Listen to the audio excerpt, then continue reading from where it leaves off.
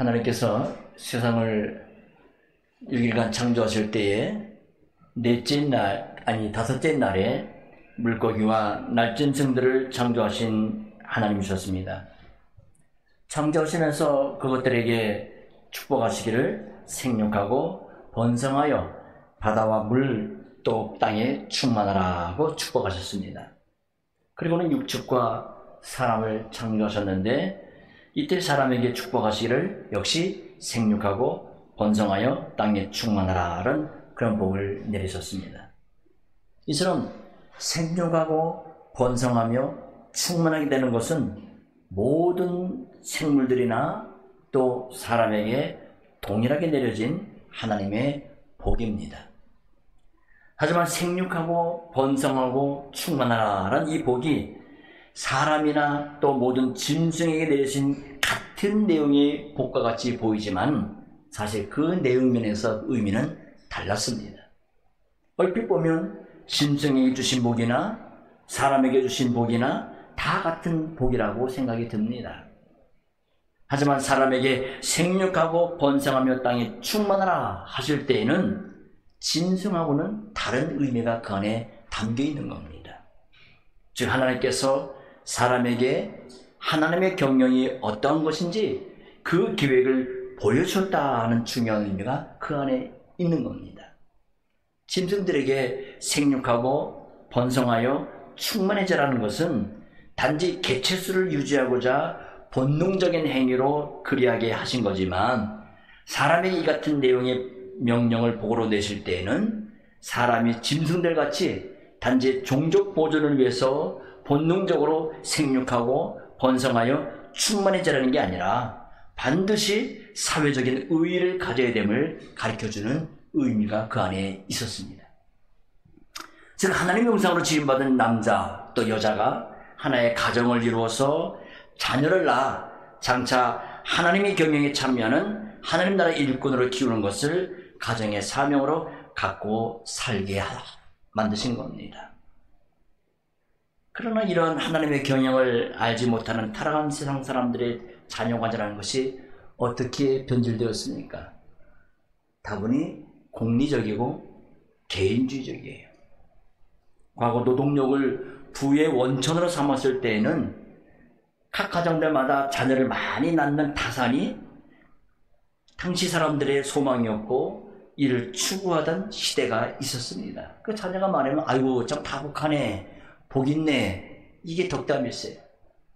하지만 산업화 이후에 개인주의가 팽배해진 오늘에는 자녀에게 자기 인생이 희생당하거나 또는 그 자녀를 부양하느라 온 힘을 쏟는 걸 피하는 경향이 많아지는 오늘의 시대이기도 합니다. 그래서 요사이 젊은 사람들의 사고방식은 가급적 혼인을 한달지라도 아이를 적게 낳거나 아니면 아예 낳지 않고 자기들의 행복을 즐기자 하는 생활 방식을 추구해요. 네? 그런 무슨 족이라고 하죠. 또 아이를 낳더라도 마치 반려견 기르듯이 아이를 그렇게 취급을 해요.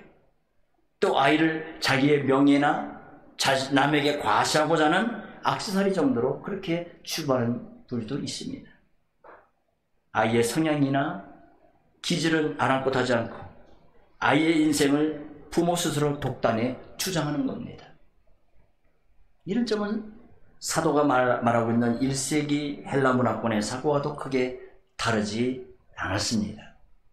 물론 표현의 차이나 부모의 권위를 행사하는 강도의 차이는 좀 다를지 몰라도 부모의 권위라는 것을 독단적으로 행한다는 그 본질에서는 같았다. 그 말입니다. 하나님 말씀은 사람에게 생육하고 번성하여 땅에 충만하라 하고 말씀합니다.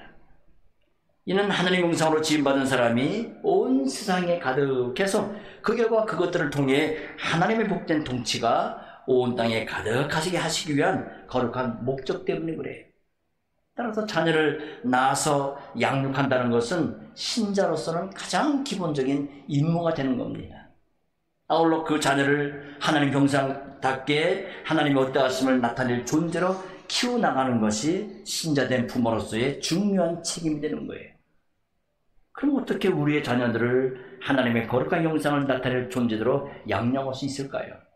오늘 우리 교회는 대부분 아이들을 다 키웠고, 또는 이제 자라가는 아이들, 우리 오주사님 교회 같은 경우 있고, 또 이제 혼인을 앞둔 청년들이 있고 있습니다. 그러니까 혼인을 앞둔 청년들은 이 말씀을 귀담아 들어서 내가 혼인을 할 때에 아이를 양육할 때 어떤 자세, 어떤 태도로 신자로서 행해야 될 것인가, 또 지금 자녀를 양육하고 있는 가정은 내가 어떤 자세의 부모가 되어서 이 아이들을 주님의 손을 맡아서 가르칠 것인가, 또 이제 자녀들이 다 장성한 가정들은 손주를 볼 때 이 아이들을 어떻게 양육하도록 또 내가 조언을 할 수 있을 것인가, 이런 마음을 갖고 오늘 말씀을 잘 마음에 되새길 수 있기를 바랍니다. 여기 4절에 또 아비들아 너의 자녀를 노엽게 하지 말고 오직 주의 교양과 훈계로 양육하라 그럽니다. 자, 사도는 여기서 부모의 권위에 대해서 권고하고 있어요. 부모의 권위를 남용하지 말라는 겁니다. 지난 시간 우리는 부모의 권위에 대해 배운 바가 있죠. 신자는 부모 위에 하나님의 권위가 있다는 사실을 명시해야 된다는 걸 깨닫게 되었습니다. 그래서 자녀가 부모를 공경한다는 것은 그 부모가 하나님의 권위를 반영하기 때문이라는 것을 우리는 알게 된 거예요. 이처럼 하나님 말씀은 자녀에게 네 부모를 공경하라 하고 명령을 하지만 또 동시에 부모는 부모로서의 할 일이 있다는 사실도 알게 해주십니다. 부모의 권위란 하나님께서 부여하신 모든 세상의 권위가 그러하듯 파생적 권위예요. 봉사는 권위란 말이에요. 따라서 부모는 자신이 아무 일도 하지 않으면서 자식에게만 부모 공경하라고 요구해서는 안 되는 거예요. 그러한 부모의 행위로 자녀를 노엽게 하고 격분시킬 게 아니라 자녀로 하여금 배우도록 도와주는 자로 서 있어야 되는 거예요. 이에 대해 사도는 골로새 3장 21절에 이와 같은 말로 교훈합니다. 아비들아 너희 자녀를 경록해 말지니 낙심할까 하니라. 부모된 자가 자기의 권위를 남용해서 아이를 훈계한다는 명목으로 자녀에게 함부로 대하거나 또는 심한 막말을 해서 그 자녀의 마음에 상처를 입힌다면은 그것으로 자녀가 낙심하고 경노하게 될 것이다. 그 얘기예요. 사도가 에베소서를 썼던 이 1세기 당시 가정에서는 아버지가 자녀의 생사 여타권을 갖고 있는, 생사를 살고 죽는 것을 주관할 완전한 법적 관리를 갖고 있었어요. 그래서 흔히는 엄격한 통제로 가정을 다스려던 그런 시대예요. 특히 유대 가정에서는 자녀의 교육에 대한 책임이 전적으로 아버지에게 있었습니다. 이런 아버지의 권위를 더욱 확고히 하고자 사도가 지금 이 말을 하고 있는 게 아닙니다. 그보다는 남용되고 있는 지나친 부모의 권위에 대해 일종의 제한을 가하고자 너희 자녀를 노엽게 하지 말라 하고 명령을 해요. 자, 여기 사도가 아비들아 라고 말하는 것은 비단 아버지에게만 해당된 표현이 아니에요. 부모 전체를 가리켜 말하는 사도의 표현입니다. 요사이 일부 부모들은 자녀를 자기들의 소유물로 생각하는 경향이 참 많아요. 그래서 자신이 자녀의 인생을 좌지우지할 수 있다고 생각해요. 너는 반드시 이 학교를 가야 되고, 그래서 어떻게 돼야 되고, 네 인생 루트는 아버지, 어머니가 다 짜놨으니까 너는 부지런히 시키는 대로만 해. 이게 요즘의 사고방식. 자기가 원하는 방식대로 자기 자녀를 마치 조각칼로 조각을 하고 있는 거예요. 이것이 부모로서 우리가 자녀를 양육할 때 언제나 나타날 수 있는 위험한 태도입니다. 감수성이 약해서 스스로 감정을 잘 다스리지 못하는 아이들은 부모의 그 작은 말 한마디에서 자존감이 상실돼요. 큰 상처를 입게 됩니다. 부모가 자녀를 지나치게 억압하거나 또는 존중하지 않고 빈정대면서 냉소적인 말이나 행동을 보일 때에 또 부모 자신도 지키지 못하면서 아이에게 그저 일방적으로만 하라고만 명령할 때 아이들은 분노하는 거예요. 그런 부모에 대해서는 경외감을 상실하게 되는 겁니다. 이런 여러 가지를 생각할 때 사실 부모 된다는 거 그거 쉬운 일이 아니에요. 한 아이의 양육을 책임지는 부모가 된다는 데에는 그만큼 많은 인내가 필요하고 지혜가 요구되는 겁니다. 그러나 부모의 그 개인적인 감정이나 또 좌절, 분노가 아이를 훈계하는 이유가 돼서는 안 되는 겁니다. 그러나 우리는 아이를 가르친다는 명분으로 자기의 감정을 아이들에게 막 쏟아부어요. 끝없는 그래서 잔소리가 또 편견 또 수치스러운 혹평을 쏟아내서 아이의 감정을 막 자극시키는 겁니다. 그러나 이는 아이에게 상처를 주는 행위일 뿐이고 아무런 교육적 효과는 없다는 걸 부모된 자들이 다 기억을 해야 할 것이에요. 그럼 자녀를 교육하는 목적이 뭘까요? 이를 위해서 전제될 것이 뭐가 있겠습니까? 자, 여기에 대한 대답으로 하나님 말씀이 무엇을 하는지를 살펴봐야 할 것입니다.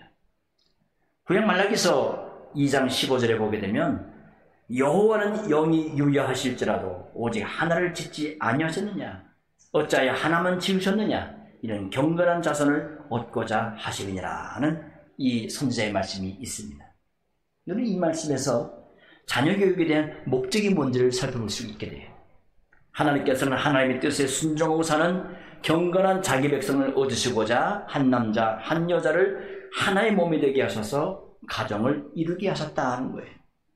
비록 타락한 인생이지만 정상적인 한 가정을 남녀가 이루게 하심으로 거기에서 하나님을 경외하는 경건한 자녀들을 얻고자 하시는 것이 하나님의 크신 뜻인 겁니다. 그러나 타락한 인간 세계 안에서 하나님을 경외하며 사는 경건한 자를 배출한다는 거 그렇게 쉬운 일이 아니에요. 굉장히 어려운 일이 되고 말았어요. 거의 불가능하다 하고 말할 수가 있을 정도로 불가능한 겁니다. 이렇게 불가능한 인간의 현실이지만 하나님께서는 은혜를 베풀어 주셔서 하나님과 사람 사이에 언약을 세우시고 이 언약을 굳게 믿고 순종하는 사람으로 그들의 자녀를 거룩한 백성으로 기를 수 있게 주신 거예요. 창세기 17장 7절에 보면 하나님께서는 하나님을 믿는 신자가 경건한 자손을 얻을 수 있는 토대를 마련해 주셨어요. 창세기 17장 7절에 내가 내 언약을 나와 너와 내 대대 후손 사이에 세워서 영원한 언약을 삼고 너와 네 후손의 하나님이 되리라. 이 말씀은 우리가 잘 아는 대로 하나님께서 아브라함에게 하신 언약의 말씀이에요. 이 언약의 말씀을 토대로 해서 사람으로 하여금 이 언약을 의지해 자신도 구원을 얻고 또 자기 자녀도 하나님 백성으로 양육할 수 있는 교육의 목적을 제공해 주신 겁니다. 이렇게 하나님과 할례로서 언약을 맺은 아브라함은 그 자신을 포함해 모든 자녀에게 언약의 표시인 할례를 행하고 그 자녀들로 하여금 여호와의 도를 지켜서 내가 그로 그 자식과 건색에 명하여 여호와의 도를 지켜 의와 공도를 행하게 하려고 그를 택하였다는 그 하나님의 뜻을 이루어가야 했던 겁니다. 이런 구약에서의 언약 백성에 대한 교육 방침은 신약에도 계속 이어지게 됩니다. 그래서 그리스도의 교회에 속한 신자는 자녀들에게 먼저 세례를 베풀고 자녀를 놀게 할 정도의 부모의 권위를 남용해서는 안 돼요. 오직 주의 교양과 훈계로 양육해야 되는 의무와 책임을 갖게 되는 겁니다. 사실 아이들은 어렸을 동안에 부모를 하늘같이 믿는 경향이 본능적이죠. 엄마와 아버지 없다면 세상이 다 무너지는 것 같이 아이들이 그렇게 여기잖아요. 그래서 부모는 이러한 어린 자녀들을 생각할 때 자기가 비록 해를 받아서 자기 몸이 상할지언정 자식에게는 어떤 해가 가지 않도록 하고자 하는 본능적인 사랑을 하는 것이 인지상정입니다. 그러나 아이들이 장성해 가면서 부모를 생각하는 경향, 부모를 보는 생각에 변화가 생겨요. 그게 사춘기를 기점으로 그런 변화가 생겨요. 자신의 부모가 작아 보이고 능력 없는 자같이 무능한 자같이 보이는 거예요. 그래서 부모가 아무것도 아닌 것으로 여기기도 하고 또 정도 이상으로 부모에 대해서 함부로 말하기도 하고 대들기까지 하고 비난까지 하기도 하고 그런 일이 벌어진단 말이에요. 비록 믿음 있는 부모가 주의 교양과 훈계로 가르친다 할지라도 모든 자녀들이 다 항상 말을 잘 듣고 순종한 것이 아니란 말이죠. 요새 아이들은 부모가 매를 들면 당장 경찰에 신고한다고 하면서 대들거나 반발해서 더 악해지는 그런 아주 무서운 시대가 되고 말하죠. 학교 선생님들이 그래서 요즘에 교대나 사범대에 지원자가 없을 정도예요. 아이들이 무섭다는 거예요. 애들이 학교 선생의 권위에 대해서 도전하니까 누구라도 교사 되는 것을 꺼려하는 시대가 되고 말았어요. 이게 얼마나 참 기가 막힌 이야기입니까? 그러나 주의 교양과 훈계로 가르치는 일은 부모라고 한다면 절대적으로 포기하거나 놓쳐서는 안 되는 일이에요. 오히려 근실히 시행하여 하나님 말씀을 쫓아 살도록 적절하게 권증을 해야 하는 겁니다. 여기에 자녀 교육에 대한 토대와 방법, 목표가 있는 겁니다. 다시 말해 자녀 교육이라는 것은 하나님의 뜻에 따라서 먼저 유아 세례를 베풀고 하나님께서 요구하시는 부모의 책임을 근실하게 잘 이해하는 데 있다. 그 얘기입니다. 이걸 마음에 두지 않고 소위 자녀 교육이라는 것을 말한다고 하면 그 자체가 불신앙이에요. 아무리 대단한 것을 아이에게 가르친다 할지라도 그거 아무것도 아니라는 얘기입니다. 사도는 부모된 자에게 자녀에 대해서 주의 교양과 훈계로 양육하라고 가르칩니다. 여기서 교양이란 말은 우리가 보통 이제 교양이 있어 또는 교양이 없어 그런 말 교양이란 말을 우리가 쓰잖아요. 그 교양이라는 것은 영양분을 준다는 의미예요. 사람으로 또 신자로서 자라가는 기본적인 지식을 갖추도록 가르친다. 그게 주의 교양이에요. 훈계라는 말은 말로 하는 징계나 실제 매로 물리적으로 때리는 징계를 가리켜서 훈계라고 성경은 말해요. 사도는 이 말씀에서 부모된 자에게 지금까지 앞에서 말한 것과 같이 소극적인 훈계로는 자녀를 노엽게 하지 말라 이렇게 가르친 후에 또 적극적인 훈계 방법으로 오직 주의 교양과 훈계로 양육하라고 가르칩니다.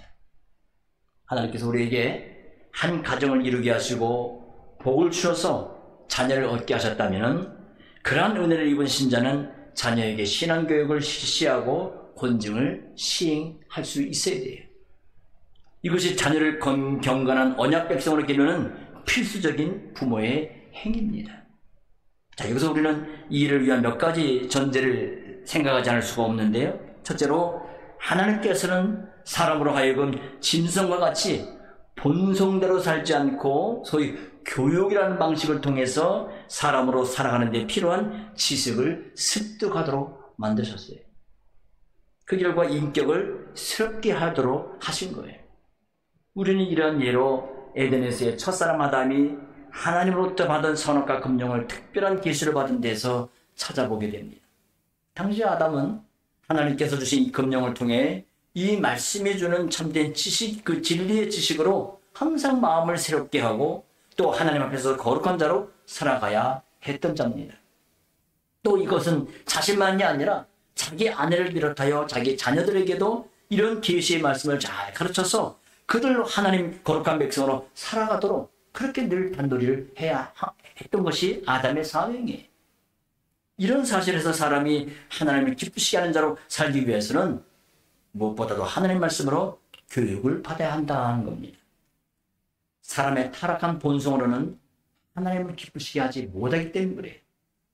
두 번째로 사람은 교육만으로는 사람답게 바르게 되거나 새롭게 되지 않는다는 교육의 한계를 아는 겁니다. 물론 교육이 사람에게 필수적이에요. 거기에는 그렇지만 한계가 있다 그 얘기예요. 특히 타락한 인간은 아무리 은혜의 방도인 하나님 말씀으로 교육한다 할지라도 그것만으로 사람을 완전하게 새롭게 할 수가 없는 겁니다. 이것은 주일에 목사가 여러분들에게 전하는 강설도 마찬가지예요. 교육을 통해서 하나님 말씀을 아무리 많이 알게 한다 할지라도 그것만으로는 사람이 새롭게 되거나 하나님 보시기에 합당한 선을 향할 수가 없다 그 얘기입니다.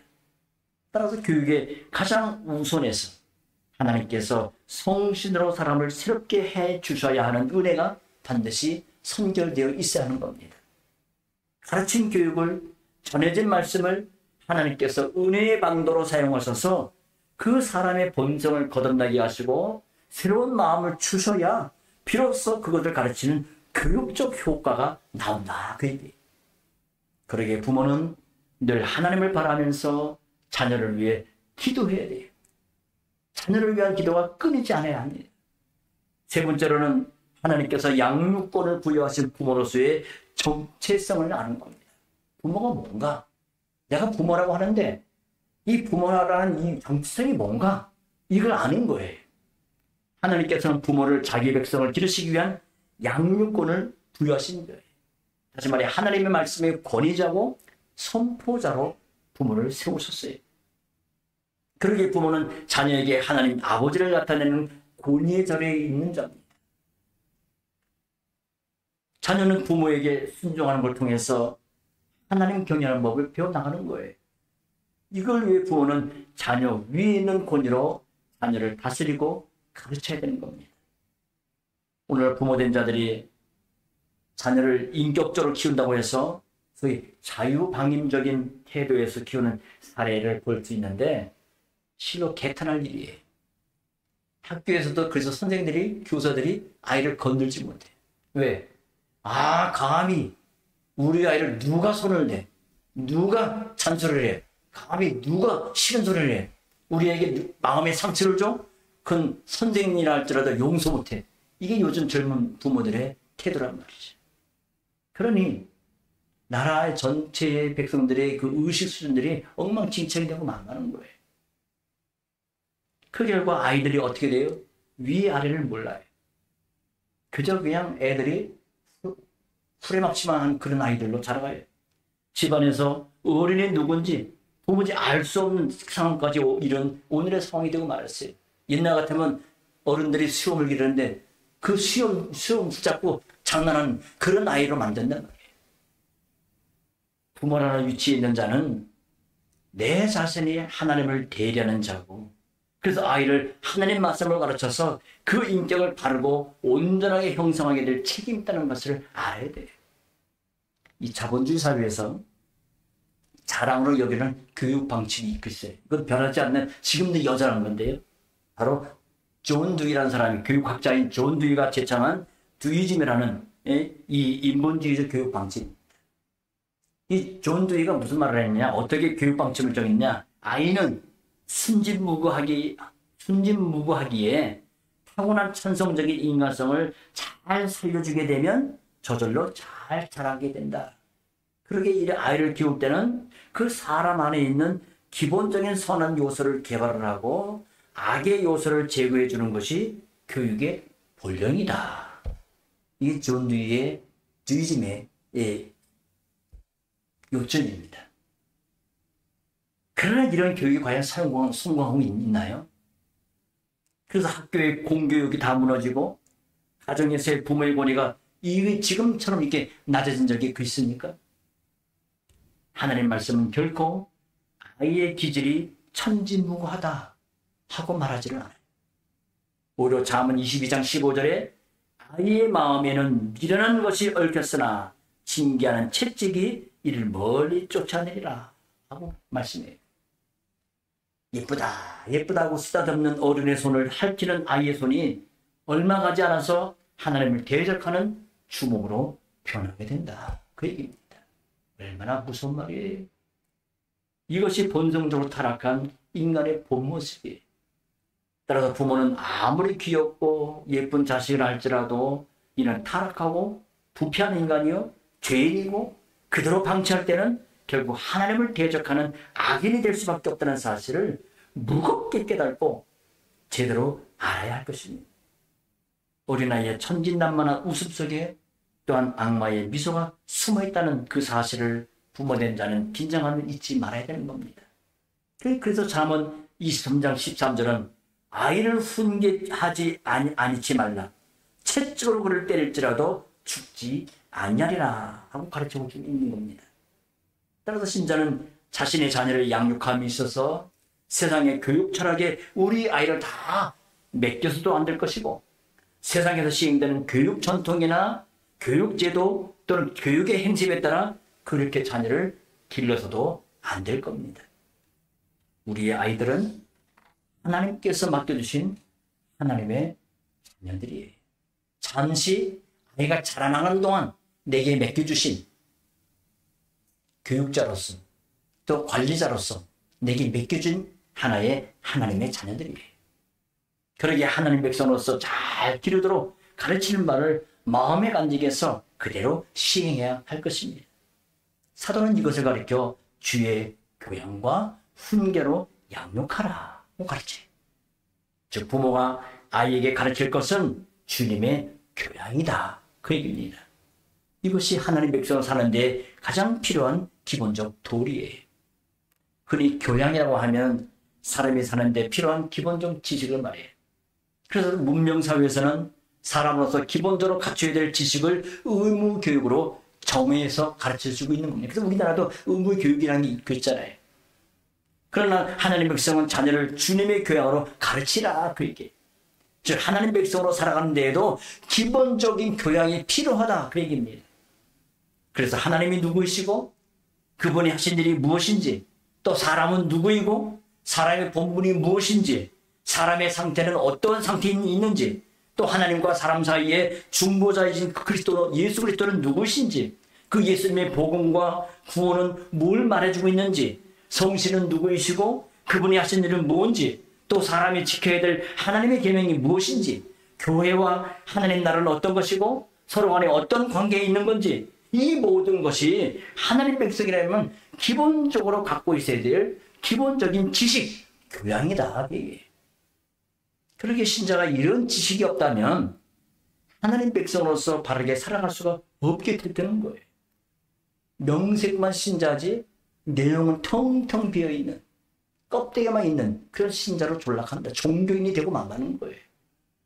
이런 지식으로 기본적으로 갖고 있어야 교회 앞에 공적 신앙 고백도 하고 또 하나님 나라의 백성으로서 기본을 갖출 수 있는 겁니다. 그래서 이런 주의 교양을 토대로 더 깊은 지식과 사상을 섭취해 나갈 수 있게 되는 거예요. 그러기에 하나님 말씀은 아이들에게 세상의 조기 교육이나 재능 교육을 열심히 잘 가르쳐서 세상 사람들보다 머리가 되고 꼴이 되지 말라, 결코 그런 말로 가르친 바가 없어요. 그것으로 빛을 내서 하나님 영광을 나타내라, 그렇게 가르치지 않는단 말이에요. 그보다는 오직 주의 교양과 훈계로 양육하라고 가르쳐요. 이것이 자녀교육의 근간이고 핵심이다. 그러기에 신자의 자녀를 교육하는 데 있어서 다른 모든 교육이라는 것은 주의 교양과 훈계를 가르치기 위한 하나의 방편이 되어야 하는 거예요. 이런 정신이 없다면, 이런 태도가 없다면 아무리 굉장한 것을 가르친다 할지라도 그건 다 nothing, 무의미한 것이 되고 마는 거예요. 따라서 내 자녀가 비록 보잘것없는 학교에 다니고 보잘것없는 지방대학에 가거나 혹은 가지 못하게 되는 경우가 있을지라도 주의 교양을 가르치는 일이 신자의 가정에서는 멈춰서는 안 되는 겁니다. 앞서 우리는 신명기 말씀을 봤는데요. 신명기 6장 1절 2절의 말씀을 다시 보겠습니다. 이는 곧 너희 하나님 여호와께서 너희에게 가르치라 명하신 바 명령과 규례와 법도라. 너희가 건너가서 얻을 땅에서 행할 것이니 곧 너와 네 아들과 네 손자로 평생에 네 하나님 여호와를 경외하며 내가 너희에게 명한 그 모든 규례와 명령을 지키게 하기 위한 것이며 또 네 나라를 장국케 하기 위한 것이라. 자, 여기 사도가 언급하고 있는 오직 주의 교양과 훈계로 양육하라 하는 이 가르침은 이 구약의 가르침을 인용한 교훈입니다. 앞서 우리가 신명기 6장을 읽었는데요. 거기에 그 구체적인 의미가 나타나고 있어요. 출애굽한 이스라엘이 하나님께서 내리신 명령과 규례와 법들을 지켜 생활해서 거기에서 하나님의 구원을 맛보도록 하신 겁니다. 자, 여기서 여호와의 명령과 규례를 배운다는 것은 하나님의 통치에 대해서, 즉 하나님 나라의 생활에 대해서 그 기본을 배우는 거예요. 부모된 자는 바로 이것을 잘 가르치고 또한 자녀가 이것에 대해서 질문할 경우에 잘 답변해 줄 수 있는 책임이 있게 되는 겁니다. 그러니까 부모 자신이 평소에 하나님의 명령과 규례가 뭔지 잘 알고 글써야 돼요. 그래서 행하면서 그거를 자기가 먼저 실천해 나가면서 가르치다가 자녀가 어떤 의문을 품고 그것이 뭔지를 물어보게 되면 잘 대답해 주라는 겁니다. 그래서 여기 신명기 6장 25절을 보게 되면 우리가 그 명하신 대로 이 모든 명령을 우리 하나님 여호와 앞에서 삼가 지키면 그것이 곧 우리의 의로움이니라 할지니라 라고 자녀들에게 가르치라는 겁니다. 보통 이스라엘 사람들은 아이가 태어나면 8일 만에 제사장에게 아이를 데리고 가서 할 일을 행해서 하나님의 백성이라는 사실로 구별을 시켜요. 그리고 아이가 어머니 품에 있는 동안에는 소위 토라라고 하는 모세 오경을 말을 배우기 시작하면서 가르칩니다. 또한 아주 어려서부터 아이가 부모나 조부모를 통해서 토라, 율법에 대해서 또 십계명에 대해서 배우고 익히면서 율법의 정신과 생활을 배워나가게 됩니다. 그리고 가족이 모이게 되면 아버지나 또는 할아버지의 인도로 가정 예배를 드리게 되는데 이때는 찬송을 많이 불러요. 그래서 그것을 익히기 위해서 아이가 혼자 있을 때에도 찬송하는 생활을 하게 만드는 겁니다. 그리고 기도를 가르쳐요. 또 안식일이 되면 모든 일을 멈추고 하나님께 예배드리러 나가고 적어도 1년에 3번은 큰 절기를 지키고자 모두가 전 식구들이 예루살렘에 올라가서 예배를 드리게 됩니다. 그리고 일상적인 생활에서는 부모에게 의식법을 배워 지키게 하는 겁니다. 그래서 사람이 먹어서는 안 되는 것이 뭐고 또 먹어도 되는 것이 뭐고 또 손대지 말아야 될 것이 무엇이고 또 부정한 것이 무엇인지를 부모로부터 배우는 거예요. 특히 부모가 아침부터 저녁까지 부지런히 일하는 걸 보면서 노동의 의미가 뭔지 노동의 가치를 배우게 만드는 겁니다. 또 하나님의 말씀에 따라 재판하는 걸 보면서 하나님의 법의 지엄함을 깨닫고 하나님의 공평과 공의에 대한 지식을 얻도록 교육을 시킵니다. 혹시 가정에서 그릇되고 불의한 일이 생길 때에는 아버지 또 할아버지가 얼마나 불같이 역정을 내고 슬퍼하며 괴로워하는지를 보면서 죄에 대해 슬퍼하는 하나님의 심정을 배우게만 만드는 거예요.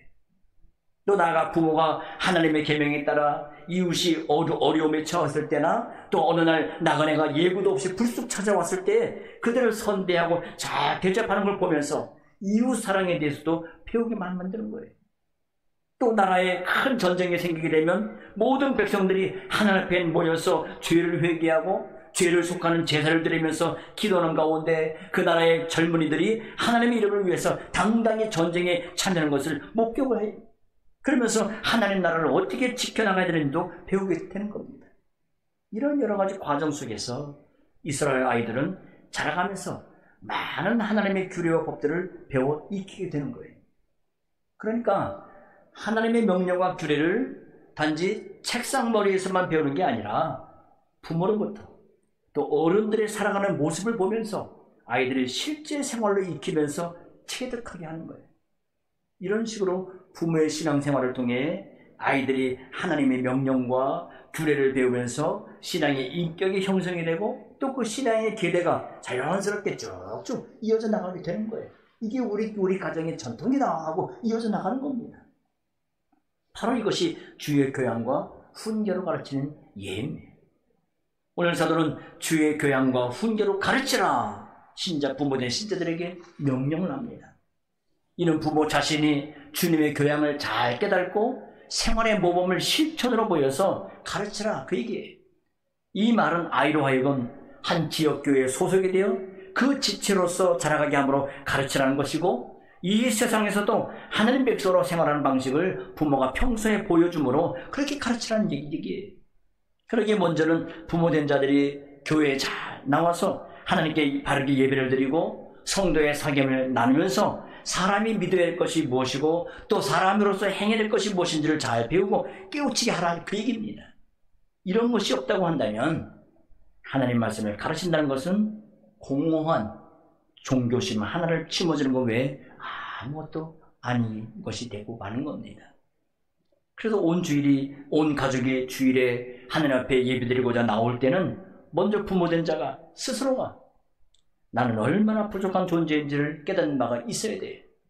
그래서 하나님 앞에 나왔는데 혹시 아이가 어려서 이런 사실을 몰라 자꾸 예배 시간에 몸을 움직이고 왔다 갔다 하고 울고 또 떠들고 보채면 야, 이 큰일 났구나. 이 애가 언제 정신을 차려서 하나님 앞에 있다는 사실을 깨닫고 합당한 마음을 갖고 제대로 생활할 수 있을까? 나는 과연 이 아이에게 하늘 앞에 가서 예배한다는 것이 어떤 건지 평소에 제대로 가르쳤는가? 그런 생각을 갖고 하나님의 자비하심을 구하면서 기도해야 하는 거예요. 그렇지 않고 아유 애가 어린데 분별 없이 하나님 앞에서 울고 떠드는 거 당연한 거 아닌가? 이런 식으로 심리학적으로 판단해서 그것을 정당화해서는 안 되는 겁니다. 물론 사람에게는 나에게 맞는 나이마다 발달 정서라는 것이 있고 지식의 발전 단계라는 것이 존재해요. 그러기에 아이가 지금 배울 수 있는 것이 무엇이고 좀 더 자라서 배울 수 있는 것이 무엇인지 부모로서도 잘 살펴보는 것이 중요할 것입니다. 그럼에도 불구하고 아이에게 꼭 모든 필요한 것을 채우시는 분은 오직 하나님이시다 하는 것을 알아야 돼요. 하나님 말씀은 아주 우수하고 뛰어나서 어린아이라도 쉽게 배울 수가 있고 그 배움은 무궁무진해요. 그러기에 아무리 어린아이랄지라도 하나님 앞에 데리고 나와서 하나님의 은혜를 구하는 것이 옳은 겁니다. 사실 어린아이의 지적 능력이라는 거 부모도 몰라요. 굉장히 신비합니다. 그래서 부모를 할지라도 내 아이가 무엇을 얼마나 알아듣는지 다 알 수 없는 겁니다. 사람이 하나님 말씀을 잘 배우지 못하는 것은 지적 능력이 부족해서가 아니에요. 타락해서 총명이 그만큼 어두워졌기 때문에 그런 겁니다. 이를 위해서 하나님께서는 믿는 자에게 그런 이유로 성신을 주시는 거예요. 그래서 믿는 자는 오직 성신의 충만함을 받아라 하고 사도 그래서 권해주고 있는 겁니다. 이런 사실을 기억하고 신자는 주님의 교양을 부지런히 가르쳐야 되는 거예요. 이런 주의 교양에 대한 가르침은 현장에서 경험하는 것이 무엇보다 중요합니다. 그래서 아이가 아무리 어리다고 할지라도 교회에 데리고 나와서 자녀와 함께 예배를 드리면서 그 예배의 내용과 정신을 예배 현장에서 가르치는 것이 매우 중요한 거예요. 주의 교양이 사람을 가르쳐서 지향하게 하는 바는 신령한 예배를 즐겁게 드리는 것이기 때문에 그래요. 예배를 드리는 것은 신자의 기본 생활이란 말이에요. 바로 여기에 신자로서의 존재 목적이 있는 겁니다. 그렇게 자녀가 어리다고 해서 예배를 충분히 이해하지 못하고 강서를 알아듣지 못한다고 해서 예배 자리에 데려오지 않는다? 그거 큰 잘못이에요. 사실 아이들이 이해할 수 있는 것만큼 가르친다고 하면 사실 가르칠 것이 별로 없게 될 것입니다. 교회 예배는 단지 사람만의 모임이 아니라 하나님께서 중보자 그리스도 안에서 자기 백성을 부르시고 함께 하시고 경배를 받으시고 복을 내려주시는 거룩한 집회예요. 따라서 예배는 하나님과 그 아들 그리스도와 함께하는 성도의 사귐입니다. 이런 예배에서 신자는 내 자신이 누구고 나는 어디에 서 있고 살아가는 내 목표가 무엇인지를 다시금 깨닫게 되는 거예요. 그래서 단지 말씀을 듣는 것만이 아니라 하나님께 예배를 드리며 기도하고 찬송도 하고 헌상하는 가운데 말씀도 깨닫고 또 그렇게 배우게 되는 겁니다. 이러한 예배, 신자의 회직과 성도의 사귐 안에서 부모는 자기의 자녀를 주의 교양과 훈계로 가르침으로 그 아이로 하여금 하나님 백성으로 살아갈 준비를 시켜가는 거예요. 그렇게 비록 비가 오고 바람이 부는 궂은 날씨라 할지라도 혹은 교회에 왔다 갔다 하느라 아이가 그 다음날 학교나 유치원에 좀 지장이 있다 할지라도 자녀가 예배 현장에서 주님의 교양을 배우도록 가르치는 일이 참으로 중요한 겁니다. 이때 부모 자신이 먼저 하나님을 경외하는 마음을 갖고 늘 정신을 차려서 하나님의 말씀을 지키고 사는 모습이 먼저 있어야 할 것입니다. 하나님 경외하는 것이 삶으로 체질화되어 있어야 한다 그 얘기예요. 하나님을 경외하는 사람은 평소 모든 일에 하나님의 주권을 마음 깊이 인정하는 사람이에요. 자기가 뭘 주장하려고 하질 않아요. 그래서 자기가 죄인이고 오직 하나님의 은혜가 아니면 구원할 수 없다는 그 사실을 굳게 믿고 사는 사람이에요. 작은 일이든 큰 일이든 하나님께 의뢰합니다. 그래서 사람이나 현실을 두려워하기보다 하나님을 두려워하며 사는 거예요. 이런 사람만이 하나님을 진정으로 경외하기에 이웃을 동정할 수가 있고 어린아이를 사랑할 수가 있고 귀히 여기며 또 주의 교양을 가르치기에 힘을 쓸 수가 있게 되는 겁니다. 그는 하나님을 경외하기에 자기 마음을 단속해서 사람에게 합당하게 돼 아이에게도 바르게 대한 태도를 견지하게 되는 겁니다. 그래서 아이가 예쁘고 또 귀엽다고 해서 아이의 비율을 다 맞춰서 생각하는 게 아니라 혹 자녀가 잘못하고 어리석게 군다 할지라도 급하게 화를 내서 자기 분을 쏟지 않는 거예요. 자녀에게 필요한 요긴한 말을 다 해주되 자녀 위에 있는 부모의 권위를 적절하게 나타내는 거예요. 이렇게 부모가 자녀에게 부모의 권위를 나타내고자 한다면 먼저 부모 자신부터가 하나님의 권위를 인정하고 하나님을 경외하는 사람이 되어 있어야 하는 거예요. 이런 사람은 부부간에도 하나님 말씀을 따라 서로를 대할 수 있게 됩니다. 이렇게 남편과 아내가 서로 공경하고 서로가 사랑하는 가운데서 하나님 백성의 도리를 가정에서 잘 나타내고 산다면 자녀들은 거기에서 하나님 나라의 능력을 보고 경험하면서 배워나가게 되는 겁니다. 하지만 이와는 반대로 부부 관계로부터 이런 것을 잘 나타내지 못하고 산다면 자녀는 배울 것이 없기 때문에 부모의 가르침은 힘없는 공허한 메아리나 잔소리가 되고 마는 거예요. 꼰대같이 우리 아빠 엄마는 맨날 잔소리, 귀를 닫아버리는 거예요. 따라서 부모된 자는 자녀 앞에서 늘 자기를 살펴보는 자세가 있어야 돼요. 나는 부모로서 저 아이들이 본받을 만하게 하나님을 바르게 경배하고 있는가? 하나님을 경외하고 있는가? 하나님 말씀에 순종하는 모범을 보이며 내가 평소에 살고 있는가? 이렇게 늘 자기를 돌아보고 반성하는 모습이 있어야 할 것입니다. 아이들이 크는 거 그거 잠시입니다. 금방이에요. 그 아이들이 다 커버리면 그때 가서는 이 아이들이 이내 자기들의 마음에 있는 걸 다 표현하게 될 것입니다. 그때 이 아이들은 그 부모의 엉터리 같은 인격, 그 신앙생활을 보면서 회의감을 느끼게 될 것이에요. 그래서 하나님을 공경하고 사랑하는 모습을 나타내지 않고 오히려 반대로 하나님을 거역하고 세상을 사랑하는 모습으로 나타내면서 산다면 그 얼마나 부모로서 가슴 통탄하고 아픈 일이 되겠습니까? 신자가 자녀를 잘못 키우면 그렇게 되는 거예요. 부모로서 자녀들 앞에 바른 권위를 보이지 않으면 그런 결과가 나올 수밖에 없는 겁니다. 부모는 이런 점을 생각해서 지금부터라도 하나님을 경외하고 근신하는 마음으로 자녀를 가르치되 주의 교양과 훈계로 가르쳐야 할 것입니다. 자, 우리 잠언 22장 6절 보죠. 잠언 22장 6절입니다.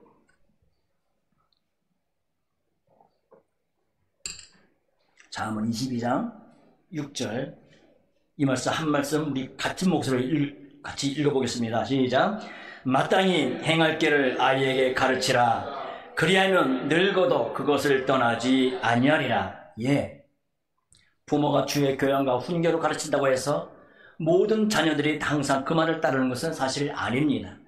어린 아기라 할지라도 사람에게는 기본적으로 타락한 본성이 있기 때문에 하나님 말씀을 거역해요. 그러기에 자녀가 몸과 마음의 말씀을 간증할 수 있도록 근실히 징계하라고 성경은 가르칩니다. 잠언 13장 24절에 초다를 참아 못하는 자는 그 자식을 미워하니라. 자식을 사랑하는 자는 근실히 징계하느니라고 말씀합니다. 성경은 회초리를 당시에 부득이한 교육 제도로만 인정하는 것이 아니라 아이들을 징계하는 원칙으로 가르쳐요. 회초리가 아닐 때는 다른 것으로 그만큼 심신에 타격을 줘서 잘못에 대해서는 그 결과를 당연히 받는 것이라는 것을 배우도록 해야 한다. 그 얘기입니다. 그래야만이 현실에서 하나님께서 죄에 대해 심판하실 때에 그 심판이라는 것이 직접적으로만 내리실 것이 아니라 세상에 두신 여러 가지 제도를 통해 그걸 통해서라도 하나님은 심판하신다는 것을 배울 수 있게 하는 겁니다. 그러기에 하나님을 경외하는 것을 부지런히 부모가 가르쳐야 하는 거예요. 혹 자녀가 하나님을 두려워하지 않는 그 태도를 보이게 되면 그냥 방치해서는 안 되는 거예요. 자녀를 인격적으로 대한다고 해서 징계하기를 주저한다면 그건 믿음의 태도가 아니라 이 인본주의적인 태도예요. 우리는 사무엘상 3장 13절 이하에 한 가정을 보게 됩니다. 잘못된 자녀에 대해서 징계를 주저하다가 가정 전체가 멸문지화를 당했던 엘리 제사장의 실수를 교훈 삼을 필요가 있습니다. 그는 하나님 말씀대로 자녀들을 훈계하는 데 실패한 전형적인 인물이 된 사람이에요. 그 결과 그 집안이 완전히 쌍그리 망하게 되었어요. 하나님의 거룩한 직분마저 잃게 되는 그야말로 가련한 인생이 되고 말았습니다. 부모는 자녀에게 하나님의 말씀을 잘 가르쳐서 신자다운 인격을 형성하도록 하면서 매사에 자녀를 인격적으로 대하는 태도를 보여줘야 할 것입니다. 하지만 자녀가 하나님의 말씀을 존중하지 않고 마음대로 행하는데도 징계하지 않는다고 한다면 이런 자녀를 방임하는 거예요. 결국 망하게 만드는 겁니다. 부모 손으로 자기 자녀를 망하게 만드는 거예요. 하나님을 경외하는 걸 가르치되 자녀가 순이 따르지 않는다면 초달, 즉 회초리를 들어서라도 바로잡아야 되는 겁니다.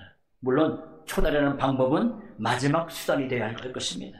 그렇게 해서라도 자식을 바로잡아 하나님을 경외하는 자로 자라가야 해야 하는 거예요. 이것이 부모에게 부여하신 권위를 그 목적에 합당하게 사용하는 일입니다. 자녀를 주의 교양과 훈계로 가르친다는 것은 신자인 부모가 그리스도의 복음을 가르치는 거예요. 하나님을 믿는 도리를 가르치는 겁니다. 집에서 부모가 아이와 함께 성경을 읽을 때든지 또 예배를 드리고 기도할 때든지 자녀를 가르치는 거예요. 이것은 또한 교회에서 드리는 예배로 인도하여 가르치고 또 나아가 그리스도 이름으로 행하는 교회 모든 활동, 성도의 사귐 안에서 가르쳐주게 되는 겁니다. 그러게 지금 우리 아이들이 어려서 이런 모임과 활동의 의미를 잘 모르고 또 그 자리에서 전해지는 하나님 말씀을 잘 알아듣지 못한다 할지라도 상관없는 거예요. 우리 하나님께서 얼마든지 그런 기회를 쓰셔서 아이로 하여금 하나님 말씀에 친화력을 갖게 만드세요. 그래서 하나님 말씀으로 하는 백성으로서의 자의식도 갖추도록 만져가신단 말이에요. 아이들에게는 부모가 전부입니다. 그래서 부모 안에서 아이들은 모든 걸 배울 수 있고 습득하게 돼요. 그렇게 자녀 교육에 힘쓰는 부모는 무엇보다도 먼저 자기 자신이 하나님 말씀을 항상 배워서 자라가기를 힘써 아이에게 본이 되는 성신 안에 있는 성신적인 부모의 자태를 드러내야 할 것입니다.